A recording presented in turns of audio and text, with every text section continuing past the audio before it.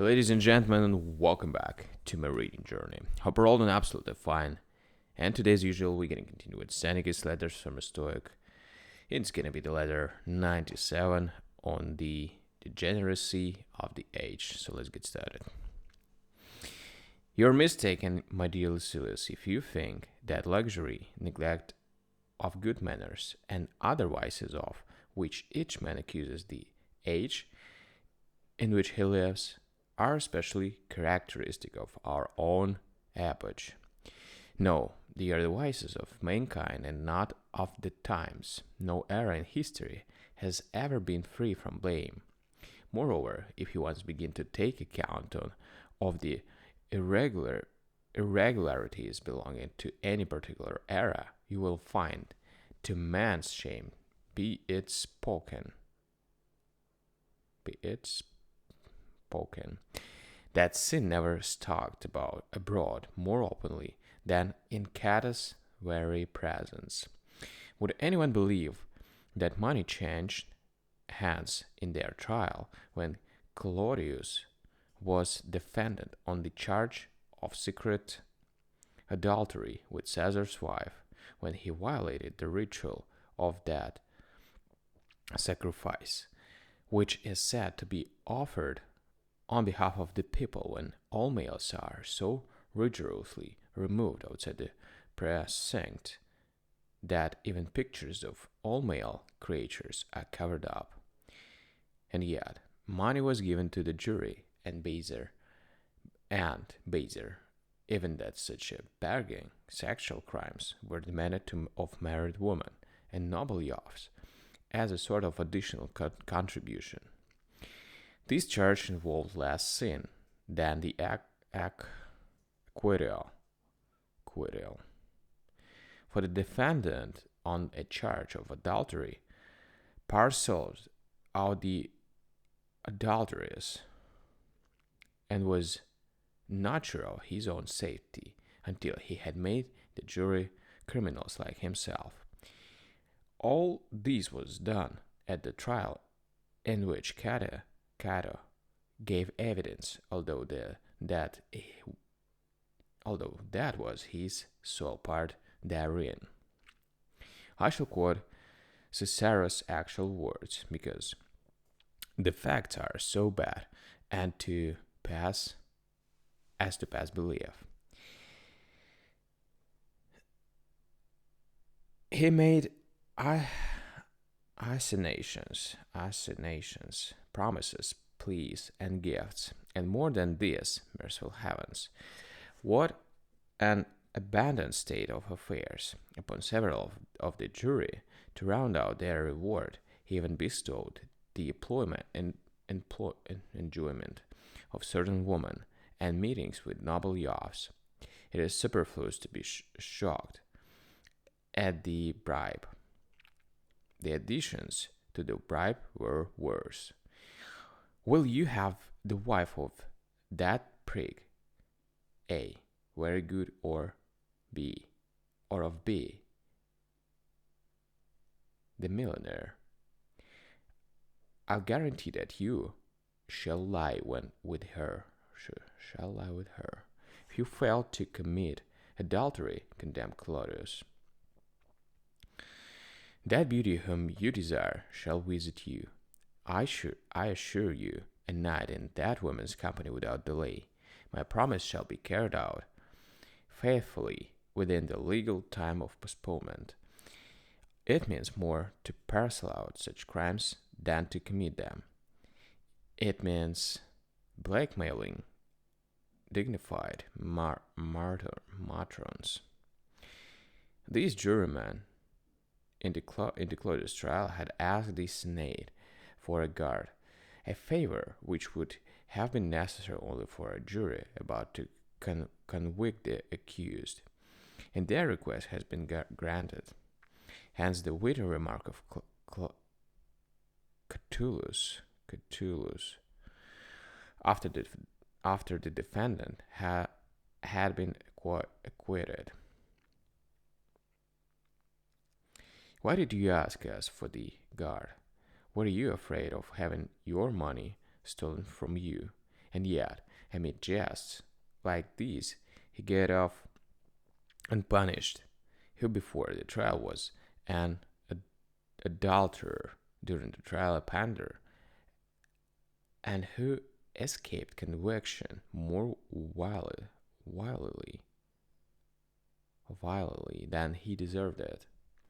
Do you believe that anything could be more disgraceful than such moral standards when lust could not keep its hands either be religious worship or from the courts of law, when, in the very inquiry which was held in special session by order of the Senate, more crime was committed than investigated.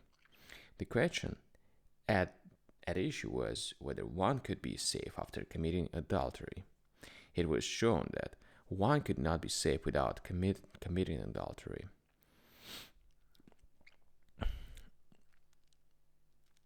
All this bargaining took place in the presence of Pompey and Caesar, of Caesarea and Cata. Yes, that very Cata, whose presence, it is said, caused the people to refrain from demanding the usual quips and cranks of naked ass actresses at the Floralia. If you can believe that men were stricter, strict, stricter in their conduct at a festival than in a courtroom. Such things will be done in the future as they have been done in the past, and the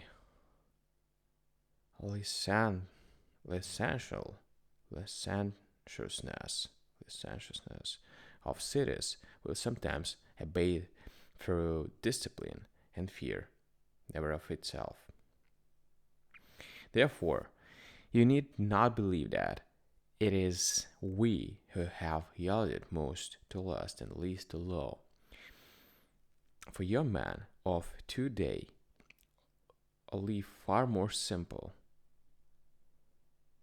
lives than those of an epoch when a defendant would plead not guilty to an adultery charge before his judges, and his judges admit it before the defendant when the boundary was practiced to secure a verdict, and when Claudius befriended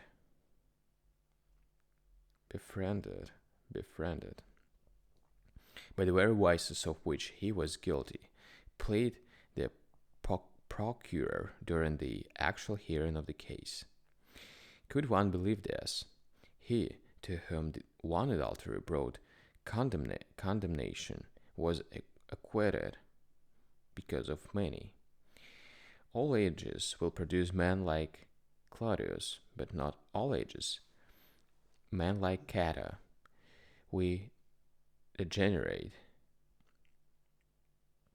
easily because we lack neither guides nor associates in our wickedness, and the wickedness goes on of itself, even without guides or associates.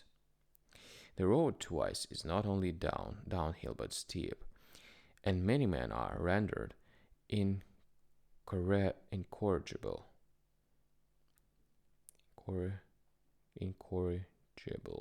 by the fact that while all other crafts errors bring shame to good craftsmen and cause vexation to those who go astray, the errors of life and are a positive source of pleasure. The pilot is not glad when his ship is thrown on her beam ends. The physician is not glad when he buries his patient. The orator is not glad when the defendant loses a case through the fault of his advocate. But on the other hand, every man enjoys his own crimes. A delights in an intrigue, for it was the very difficulty when A delights in an intrigue, for it was the very difficulty which attracted him thereto. Be delights in forgery and theft, and is only displeased with his sin when his sin was failed to hit the mark. And all this is the result of perverted habits.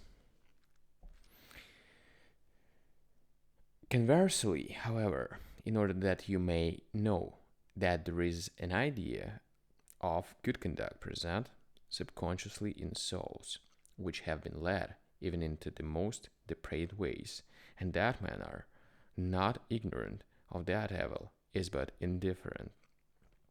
I say that all men hide their sins, and even though they should be successful, enjoy the results while concealing the sins themselves.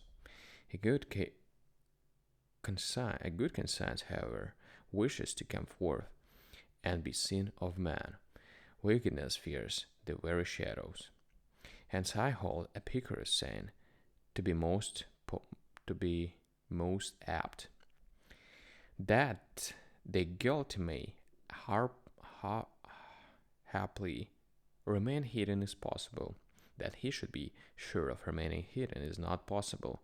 Or if you think that the meaning can be made more clear in this way, the reason that it is no advantage to wrongdoers to remain hidden is that even though they have the good fortune, they have not the assurance of remaining so. This is what I mean. Crimes can be well guarded. Free from anxiety, they cannot be. This view I maintain is not at variance with the principles of our school.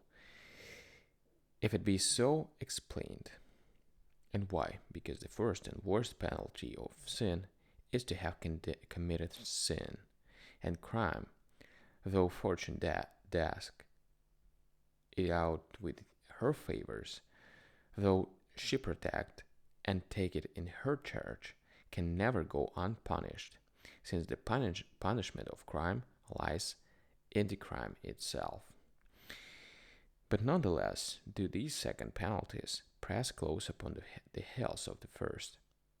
Constant fear, constant terror, and distrust in one's own security.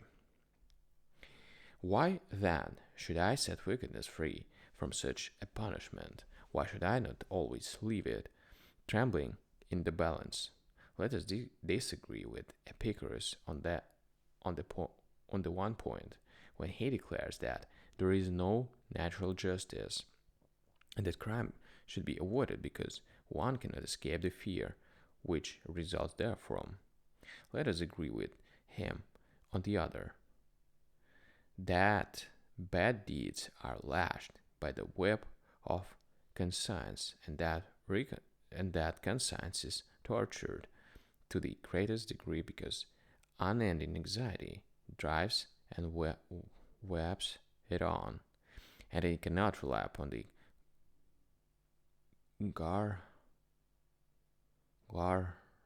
guarantors of its own peace of mind.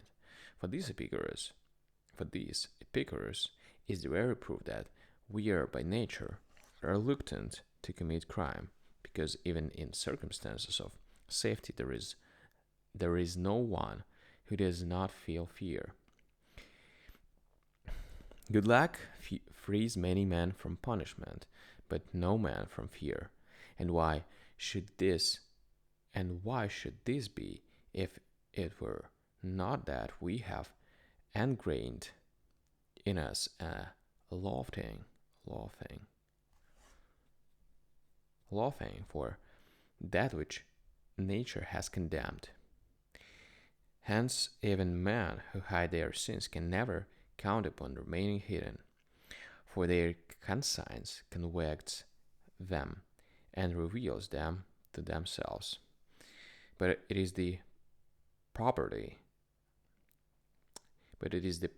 of guilt to be in fear. It had gone ill with us, owing to the many crimes which escaped the vengeance, vengeance,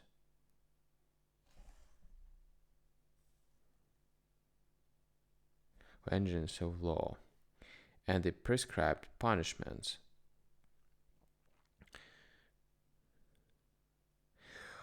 Were Were it not that those grievous offences against nature must pay the penalty in ready money, and that in place of suffering the punishment comes fear. Farewell. Alright, guys, so thank you for joining me today on this letter, and we're gonna continue tomorrow with the next one. Thank you, see you.